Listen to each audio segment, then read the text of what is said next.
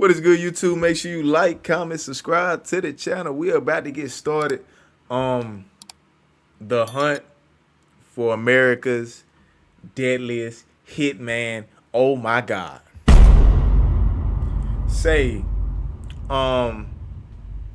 Man, I remember seeing like a short of this guy, and he was just talking real crazy and how he likes to kill people and all this other shit.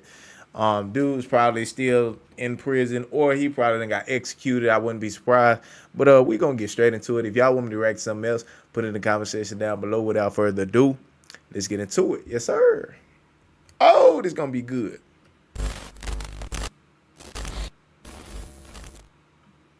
It's gonna be good right here. Jose is 16 years old. He lives with his family on a ranch near Earl Tulare County. It's a beautiful place, surrounded by Californian vineyards. One day, his sister A beautiful place? Cecilia has a request. So when they told me, hey bro, can you take me to New York to meet this guy? I said, sure, sister, why not? And I took my sister to this little house to find her stupid friend. Well, I didn't feel comfortable going inside with her.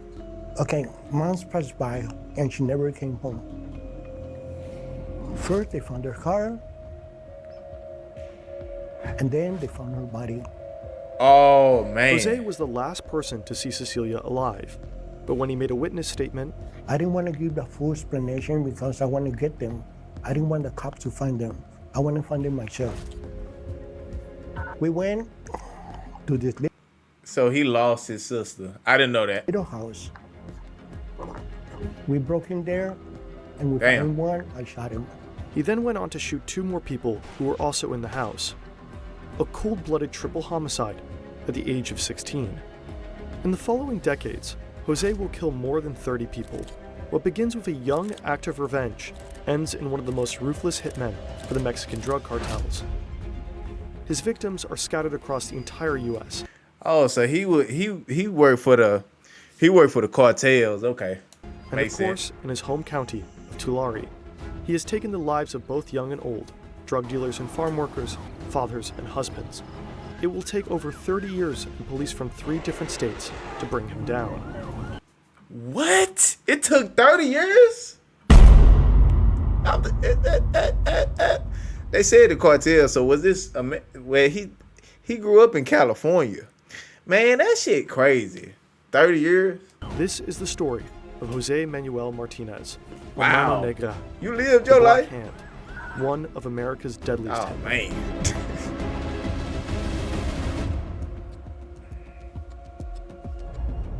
ain't the most We attractive, love man. animation and deep Pause, research, pause. but it's expensive. That's why Pause. we have sponsors on this channel. We are grateful that the truly amazing platform Brilliant is supporting us. With Brilliant, you can learn let me- new skills across a wide Hey, this promo. This ain't what they about, man.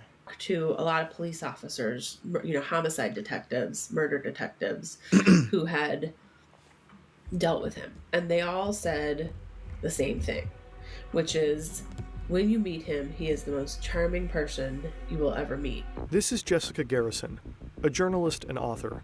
In 2017, she met Jose in prison for a BuzzFeed News investigation and her book, The Devil's Harvest. I hate rapists. The perspective of his family was that he was the person in the family who always took care of them. If you were in the hospital, he was the person that would come visit you. If the hospital wouldn't let you in, he was the person that would find a way to hoist children up to the window so they could wave at you. I think he was not a person who anyone who just first met him ever suspected of being a multiple murderer. Man. How does a polite, loving family man turn into a mass murderer? Sheesh. Martinez is born in 1962 Sheesh. in Fresno, California. He's a U.S. citizen, but he grows up in Mexico until the age of 11. He then moves with his family to a ranch near Earl. At the time, Tulare is the poorest county in California. His stepfather organizes laborers for the wine industry, and as a side business, deals drugs. At the age of 14, Martinez is sent on his first drug courier trip by bus. Later, he uses his own car. As a bilingual, U.S.-born teenager, Martinez can easily stay under the radar of authorities. In 1977, the police raid his Sorry, I had to family's fix ranch. audio, y'all. They confiscate $2.5 million worth of heroin and various weapons. Then in 1978, while his stepfather was in custody, Cecilia is murdered. Martinez said that he was a nice man until they killed his sister. Damn. Since then, he said fuck the rapers and the child molesters. So he did in 1979. His first victim is David Bedoya. So that's who he killed. Like, he killed the R words and the PD3s, pretty much. That's what he did? Am I bugging? You know what I mean? Okay. A friend tells Martinez I didn't know that Bedoya either. raped his sister. Martinez does the job for $500. His first murder for money. In 1982, he meets a man from a Mexican drug cartel. I ain't gonna hold you. I don't know if you can blame him for that first one. So far, I can't blame you for that first one. And then you call the authority, they just take him to jail after he done unalived your little sister, and he done did whatever he wanted to do to your sister, and they found a body on a dirt road in the dirt. Oh man, I can't blame you for that first one. Most likely Sinaloa. We gonna see though. He only refers to him as Mr. X.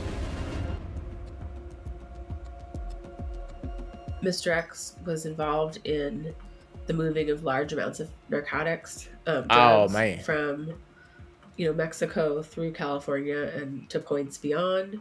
And Mr. X, gave Mr. Martinez numerous jobs killing people. Not every job for Mr. X is directly related to murder. Most of the time, Martinez is tasked with collecting debts from small-time drug dealers. Collecting debts. He receives his assignment through phone calls or brief personal meetings. Hey man, collecting debts. That sound like the same thing, man. Cause if they ain't got it, what you gonna do then? yeah. We know what he gonna do, man. We know. A lot of it is sold on spec. I give you the drugs, you sell the drugs, you give some of the money back to me, right? But if you take the drugs and you don't give the money back to me, we have a problem. Then Jose Martinez would go and collect that money.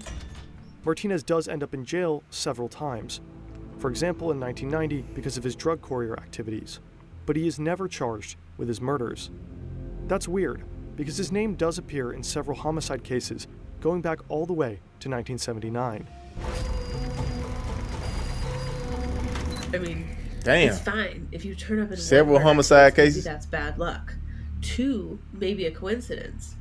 7 or 8, you gotta be like, what's happening here? In hindsight, it's difficult to understand why no Well, one I think, connected the dots back then. My bad. It will take many years and several victims before someone picks up Martinez's trail.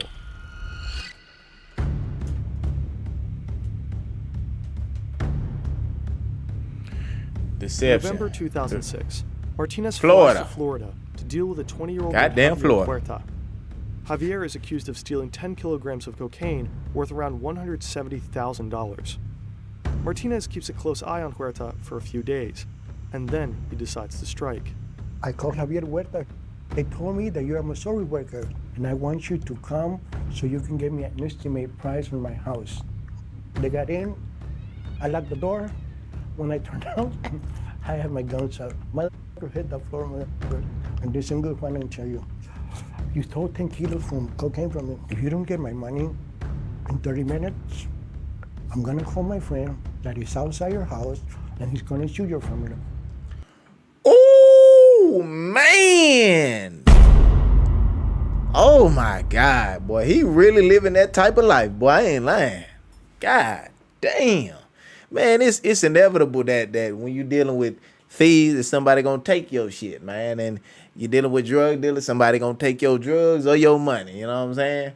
I mean, even Gucci Mane had said one of these boys. He said, I started laughing when they asked me to bring the money back. Man, this is just what drug dealers do. They either run off with the drugs or run off with the money. Every time. Somebody gonna do it eventually. Oh, man. Is it worth his family, though? $150,000 are buried in Huerta's garden. Okay. He shoots Huerta and his colleague 4 times each. He binds their hands with zip ties and puts their bodies in Huerta's truck. He takes the car and drives it to the outskirts of a national park, smoking a cigarette on the way, perhaps to calm down. Damn, After so he the still job, killed him. Martinez flies directly to his daughter's home in Alabama. His granddaughter is celebrating her birthday. He wants to use the money he just earned to make her happy. I got her. I took her to Toys R Us, where a kid can be a kid. What the I told her, fuck? babe, because I love you with all my heart, me and you, we're gonna walk in the store, and for 1 hour, you can pick whatever you want, okay? What about the other main? What about the other main heart? I mean, what about you took that father away? He gave you the money, you still killed him. Ah, damn. While Is Martinez that how you is got to treating his roll? granddaughter at Toys R Us, investigators in Florida I get that how you discover gotta Huerta's roll. truck with the 2 dead bodies.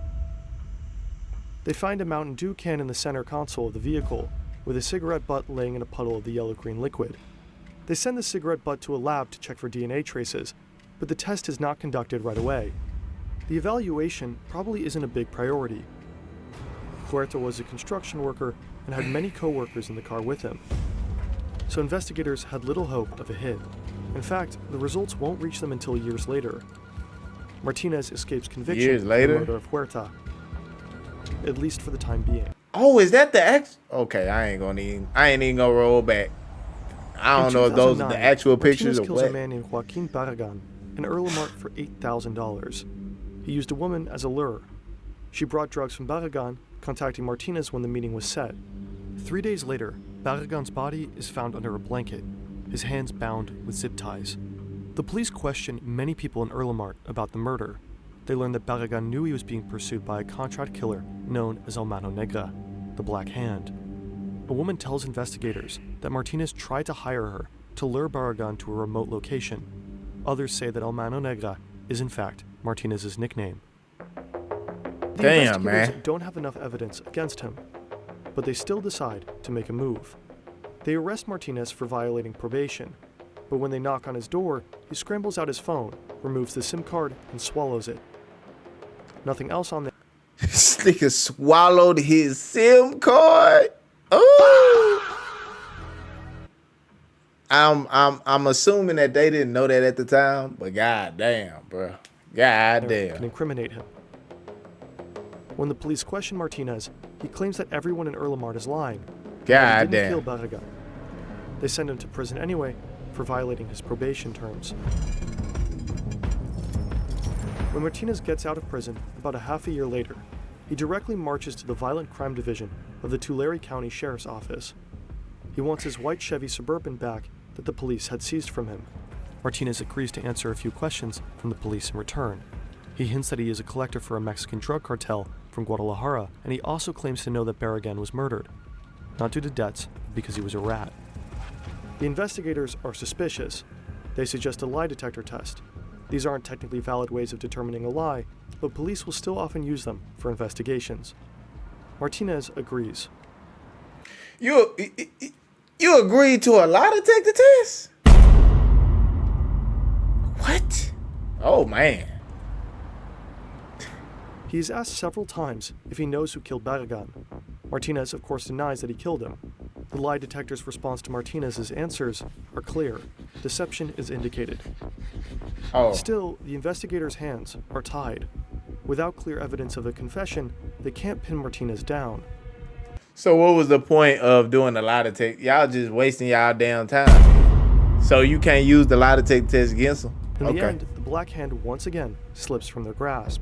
Wow. Have other cases to handle, and they forgot about those bodies in that trunk. It looks like Martinez can just keep going on forever, but then something happens in Alabama.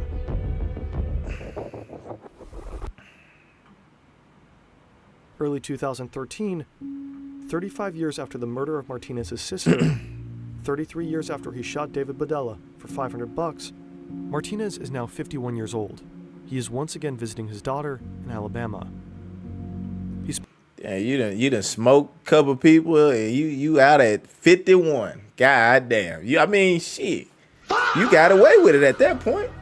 He definitely got away Spends with a it. lot of time with his grandchildren, picks them up from school, dresses them up as Disney princesses, and has spa days with them. His daughter knows he's a criminal, but she thinks he's just a smuggler who helps to bring people across the border into the U.S. She don't know he While at a her home, whole Martinez killer. has an idea. He learns that a friend of his daughter's partner needs help collecting a debt. He'll help him, but in reality he just wants to learn from the friend a little bit about his daughter's partner, Jaime Romero. Is he a good guy?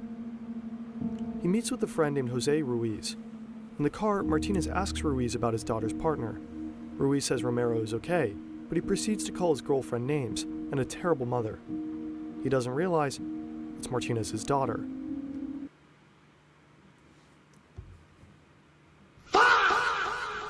He finna kill, bro. If you kill the boyfriend, fam, just for calling her names, you are insane, my boy. Like, bro, it ain't that serious, bro. It ain't that serious, my boy. It really ain't. Like, And so Martinez decides to forgive him, realizing that we're all human on this rotating rock in the void. And naturally, we Okay. can all make mistakes. He patiently tells Ruiz, "Hey, I'm her father, and that's not a kind way to speak about my daughter." No. Martinez decides that Jose Ruiz must die.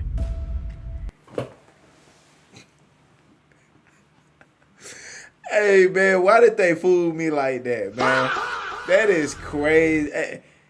This man is a psychopath, man. What are you doing? You just killing people for no damn reason now. That ain't no reason to kill nobody, bro. I'm sorry. I was with you with the first one. You lost me at the second, third one. Now this one, you tripping, dog. And I'm pretty sure you done probably killed more people, but we'll Not see. right now. People saw them together, so he returns to California for the time being, and Ruiz is allowed a few more weeks on Earth. On March 4th, 2013, Martinez is back. He goes on a little man. tour with Romero and Ruiz. They stop to stretch their legs in a remote national park.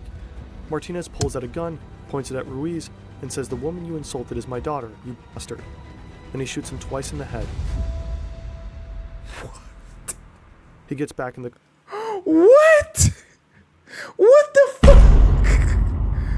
What the fuck? and tells the shocked Romero to drive and better keep this to himself. The police quickly discover the dead Ruiz and find a Walmart receipt with him. They review surveillance cameras and identify a companion of Ruiz. It's Romero. He is arrested and suspected of murder.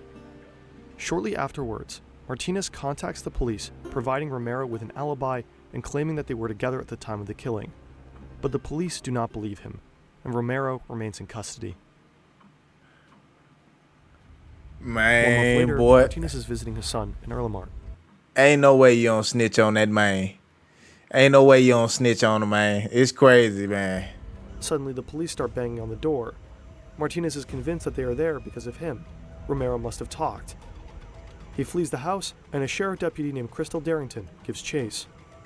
In reality, Martinez had nothing to fear. The police officer doesn't know a thing about the murder in Alabama. She had come to visit Martinez's son because she is investigating a series of robberies and hopes for his assistance. She apprehends Martinez and brings him to the station. A colleague whispers to Darrington that the man she brought in is El Mano Negra, supposedly a contract killer responsible for several murders in the area. They could arrest Jose Martinez and hold him for being a felon in possession of a gun. And instead, he convinced them to let him go, and he offered to get them, get bad guns off the street. We have a lot of What? Y'all let that man go? everywhere. Many of them are legal and many of them are illegal. And so the police were interested in kind of getting illegal guns, and Jose Martinez assisted them with this. They thought it was because he didn't want to get locked up. That may be true, but I think it's also because he kind of wanted to keep tabs on, he knew he'd committed this murder in Alabama. He knew he had all these other murders, and he kind of wanted to keep an eye on, The police? did they suspect him? As Martinez collaborates with the police in California, an unsolved case in Florida is reopened. It's from 2006. The murder is of Javier Huerta. Investigators finally received the lab report regarding the cigarette butt in the DNA mountain dew evidence? they found all those years ago. They get a hit. The DNA belongs to a man who had previously been in prison, Jose Manuel Martinez. A detective named TJ Watts takes on the murder case. At this point, Martinez is still not their primary suspect. But Watts is puzzled by why a Californian cigarette butt would turn up so far away in Florida. He contacts an investigator in California who tells him Martinez's story, that they know him, that he's been helping them collect illegal weapons, and that he's involved in several murder investigations, but that they can't prove anything against him. But then the investigator in California tells Watts a small but crucial detail. Many of the murders involve the use of zip ties. Zip tie? Watts is intrigued. I kind of figured, like, how do y'all not, like, if y'all see all of them got, like, zip ties on them, like, how do y'all not, like... He also has a few unsolved murders on his desk where zip ties were used. Where the He hell has you a get strong that from? suspicion that Martinez might be the person he's looking for. He doesn't seem as a useful informant like the colleagues in California do. Watts believes Martinez might just be a killer. He marks him as person of interest. Meanwhile, Jaime Romero is still locked up in an Alabama prison, facing accusations for the murder of his friend, Jose Ruiz. He is terrified of his father-in-law. He witnessed his cold-bloodedness firsthand, but he can't go to prison. He has a daughter and a life at home. So he calls for the man in charge, Detective McWhorter, and talks. On May 17th, the investigators finally issue an arrest warrant for Martinez on murder charges. When he returns back to the U.S. from a trip to Mexico, Martinez is arrested in Arizona. He learns that there's a warrant out for him for murder. His only question is where the warrant came from. Man, he really, man, I can't believe, bro, really popped dude in the head twice, man. Insane, bro. McWhorter is the first to hear about Martinez's arrest at the border. He immediately sets off for Arizona to personally bring him back. On the way back to Alabama, they talk about life, the military, and even share a pizza at the airport. McWhorter is surprised at how little Martinez seems to care about being charged with murder. Upon arriving in Alabama, they are met by Detective Watts. He too had jumped on a plane to interrogate Martinez. Neither detective expects Martinez to confess. Perhaps he would spend time in jail and then make a mistake during a phone call from inside. At best, Martinez might admit to being at the crime scene, but try to blame everything on Romero. But things take a different turn. Martinez confesses almost immediately to killing Ruiz. What? Man, it sounds like he probably would have got away with this shit again, man, if he didn't do that. He also confesses Y'all to the suck. murder case in Florida. He Can't provides solve detailed nothing. descriptions of the crime scenes, the number of bullets used, and says, if I hadn't done the job, someone else would have. But it doesn't end there. Martinez then asks for Crystal Darrington, the deputy sheriff from Tulare. When she arrives in Alabama, he drops a bombshell. He's a contract killer and has killed numerous people. He goes on to confess to one murder after another. Shot him on the head with a 22. What? Took my gun and I shot him inside the car in the leg. I even killed her brother. It was a long list. I mean, you know, Crystal Darrington said that she was just like frantically texting her bosses, like, oh my God, another one, you know, and then like, I think the next day he's like, oh my gosh, I have another one. So it was a shocking list of murderers. He confesses to over 35 murders. Today, 35. Y'all cannot catch it. This man got the unalive 35 goddamn people. I'm saying, like, how does one, and I'm talking about this is not all in one setting. This is like one by one, one or two at the same time. Y'all let it build up to 35, bro. Man, god damn, y'all suck. California or what? Well, he did go state to state, but y'all trash, man. Get better. It ain't no damn way somebody should be able to get away with 35 murders, man. That shit crazy. it is thought to be over 40. They went Over 4? Okay. back and reinvestigated all of them. Like, they didn't Over just 40. take his word for it and tried to make sure it was true. And ultimately, they decided that they believed it. Martinez is brought to trial for most, but not all of his murders. Some cases couldn't be resolved. At the time, he even faces the death penalty, which doesn't seem to worry him. I know I'm gonna get elected chair. I don't give a fuck if I die tomorrow. In the end, Martinez is sentenced to 50 years in prison in Alabama for the murder of Ruiz, life in prison without the possibility of parole in California for 9 murders and 2 consecutive life sentences in Florida. In Florida. So he ain't got the death penalty? Martinez certainly didn't make it easy for the police.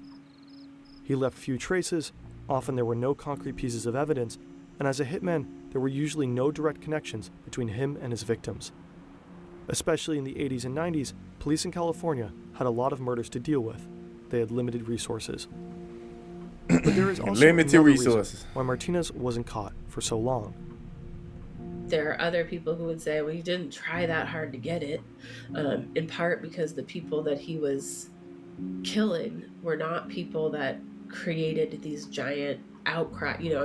He was generally killing people without very much power.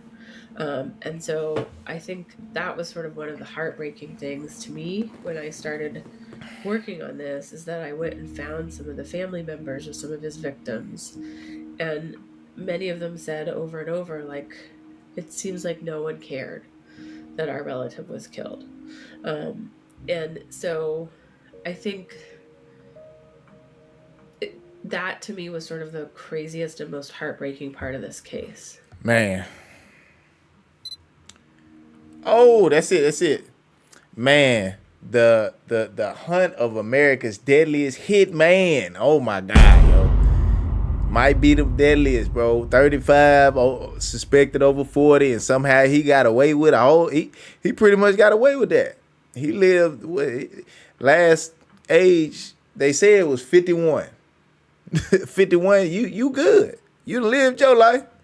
You made the 51 after you done killed all these people, man. Shit, live your life, you good. But y'all like, comment, subscribe. We're about to get up out of here. If y'all want me to react to something else, put it in the comment section down below. Without further ado, we are gone. Goodbye. Yes, sir.